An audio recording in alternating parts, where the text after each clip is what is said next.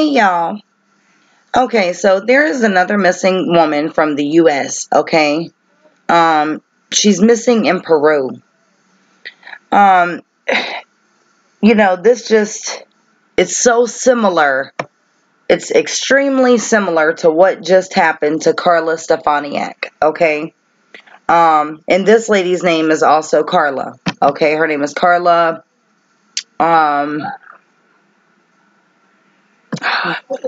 Valpeoz, okay? And I'm not sure if I'm pronouncing the last name correct, but this is her right here. This is Carla, okay? This case is so similar to what just happened to Carla Stefaniak, the young lady that just went missing in Costa Rica.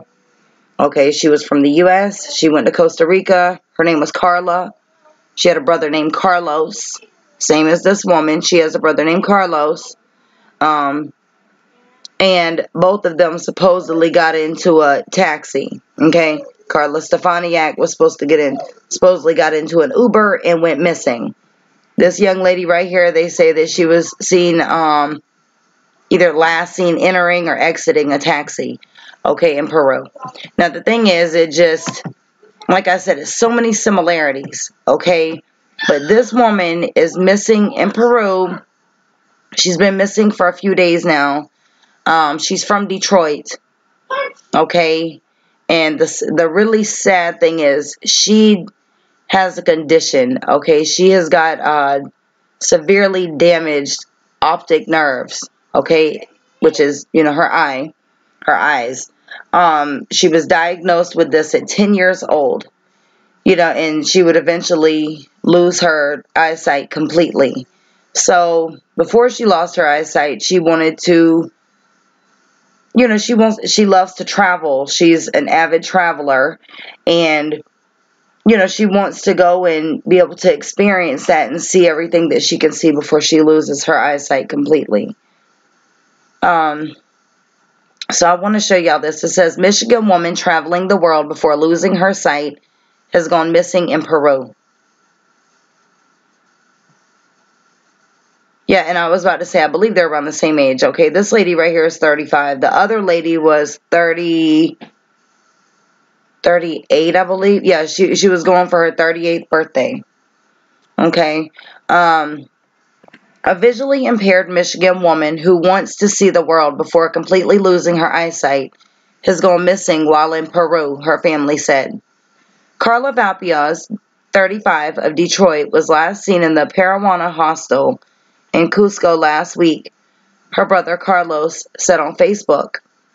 She had reportedly traveled to Peru to attend a friend's wedding and then decided to explore the country on her own. Valpeoz celebrated her birthday there on December 8th.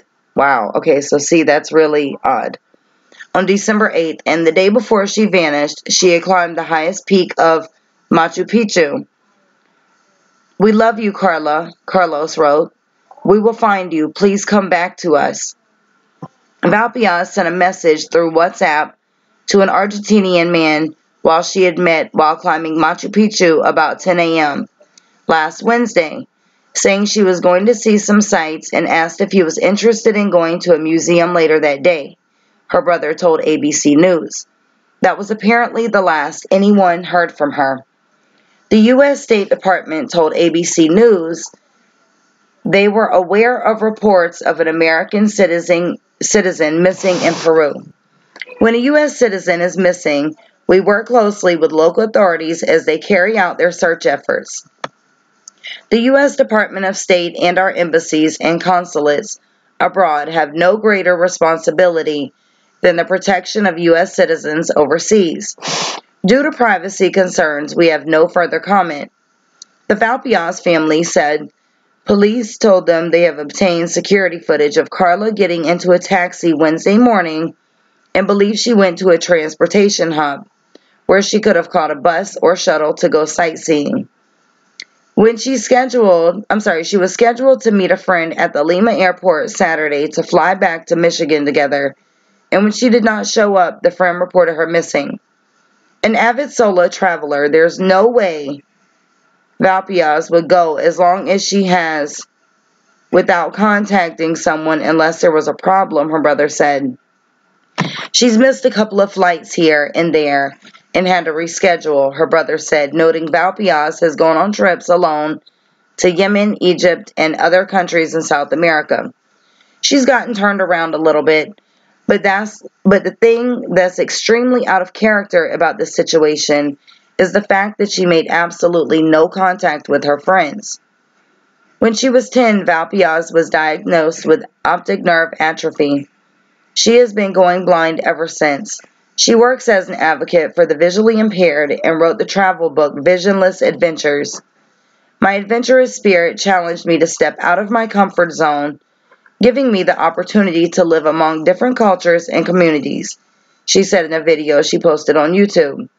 I wanted to create a platform and wanted to bridge communities of cultures and carry out workshops so that we can learn to work together.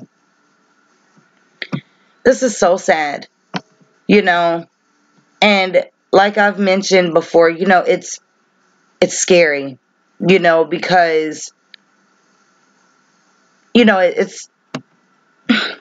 it's always risky, when you go from one country to another, okay? Because you don't know your area, you're in an unfamiliar environment, okay? With unfamiliar people. But coming from the U.S. and going to another country, a lot of times, it does put us in danger, and that's how it is. It's terrible that it has to be that way. It's terrible that, that there's always someone, it doesn't matter where you are, we're in our own country and we're at risk, But when you go to another country, especially when you're a woman and you're alone, you're very susceptible to different things. You're very susceptible to harm, and you're literally like a target, to a lot of people that have bad intentions, because not everyone has bad intentions. There's lots of nice people everywhere, but sometimes it just seems like the bad outweighs the good, and it's hard to get away from them. I hope and pray to God that this woman is found safe and alive. It's very heartbreaking because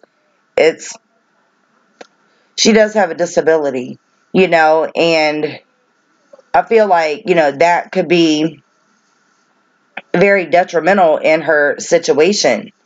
If she's visually impaired and, does not have the best of eyesight, that can,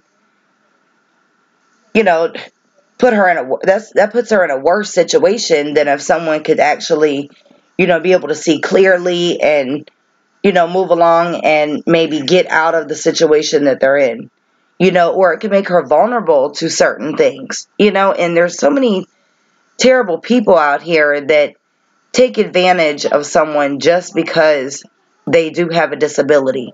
It works in their advantage. It works better in their advantage because that's what they're trying to hurt someone, or they're trying, they're doing criminal activity.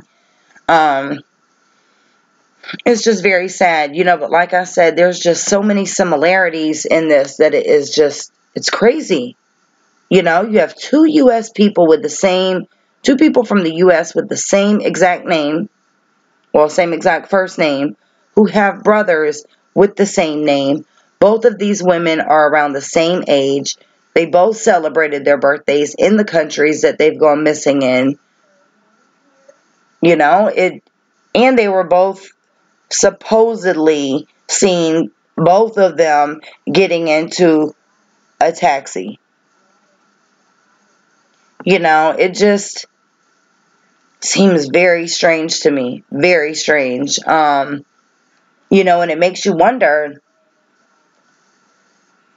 is there some sort of operation going on between these countries? I don't know.